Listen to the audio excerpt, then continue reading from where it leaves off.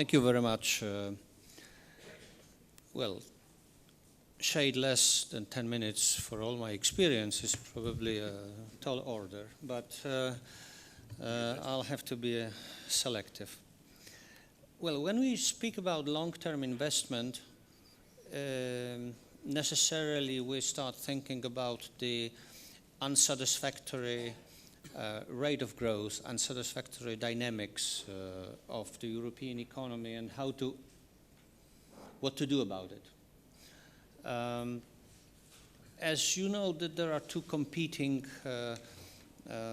approaches, two competing theories to trying to explain the contemporary slowdown of global economy, probably the European economy even more so. One is well, I hesitate to call it theory, the concept of secular stagnation, and the other one, which is not mutually exclusive, but it's somewhat less pessimistic, it's the concept of balance sheet recession, which might be protracted, but the remedies should be somewhat, or could be somewhat different. If we are with the secular stagnation concept, then, well, no matter whether this secular stagnation comes from the demand side or from the supply side, a strong active role of the state is necessary, and direct stimulation of investment is a must. When I look at the policies of the European Union in the last 7 years, and I try to be somewhat outsider because I am not representing a country that is a member of the Eurozone. But if I take this vantage point, I have the impression that the balance sheet recession concept is prevailing in the thinking of European leaders.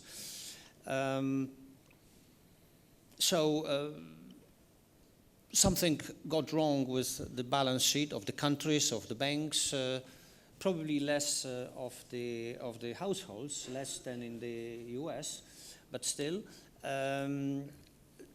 So the problem is to repair the balance sheets. Well, what has been done so far? Well, first we had this initial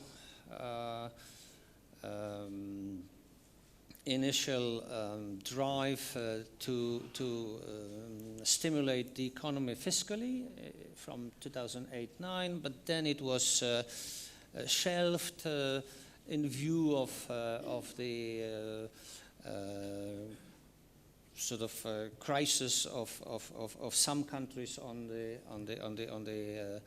financial markets. So the burden of economic policy was put on the central bank, on the European Central Bank. And I remember how reluctant we and Poland were to embrace the idea of non-conventional monetary policies, and how suspicious we were. As a matter of fact, we had the luxury of not fully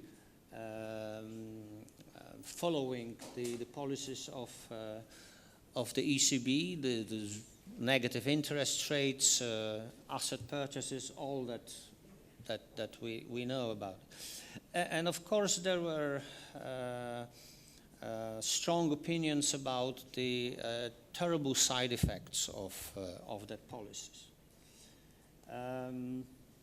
I'm not sure whether the management of the European Central Bank would share what I'm going to say now, but being an outsider now, I have this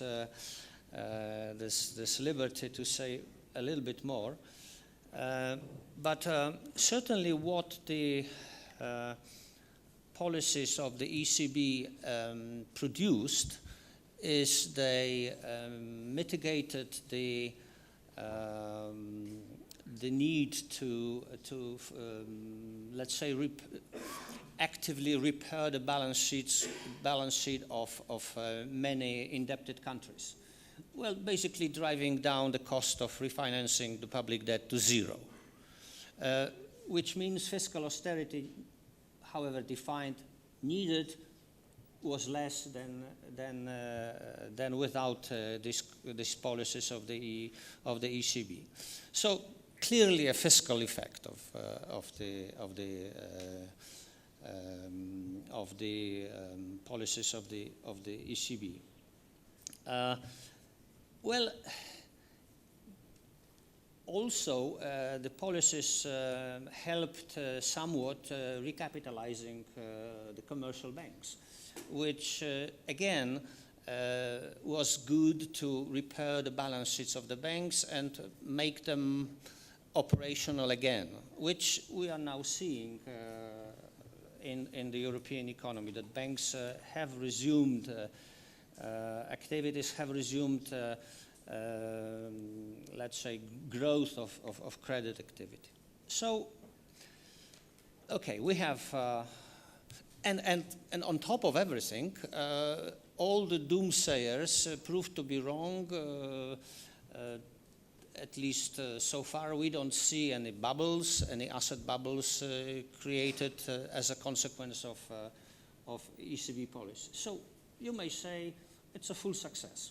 Well, we have always we have to be cautious about proclaiming full success, because then a full disaster comes.